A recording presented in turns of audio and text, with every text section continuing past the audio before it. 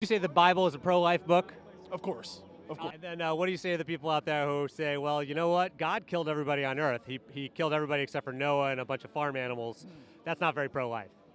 No, it doesn't sound like it. Because I've had people make the argument, there's probably some pregnant women that were there and the flood happened that God sent, and he kind of aborted those babies. Well, on the same hand, he also did have an ark and did try to save as many as he could. And it was, But a boat is really small. You couldn't fit all of. If a fetus is, considered a baby, shouldn't he have saved every pregnant woman because there's life on them?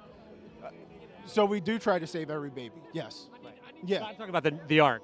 The ark itself. He should have put all the pregnant women on the ark. So the interpretation of the Genesis story is hard. That was painful to watch, and that's partly because I don't think the priest did a good job, and partly because I think the question was a setup job. Either way, I think this video can serve as a learning experience. Would you say the Bible is a pro-life book? Well, that depends entirely on what is meant by a pro-life book. Sometimes we need more information before we can answer a question. In this case, it's not immediately clear to me what is meant by a pro-life book. And so we need to ask a clarifying question.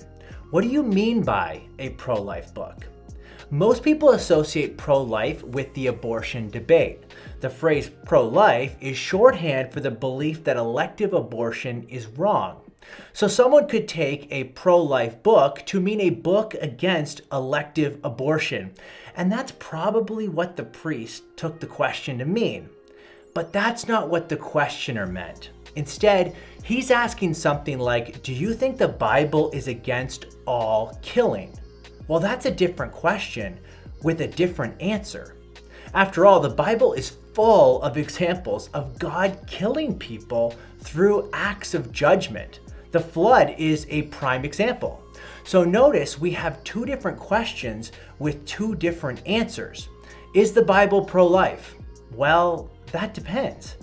God gives commands against murder, unjustified killing, and I think this includes taking the life of an unborn human.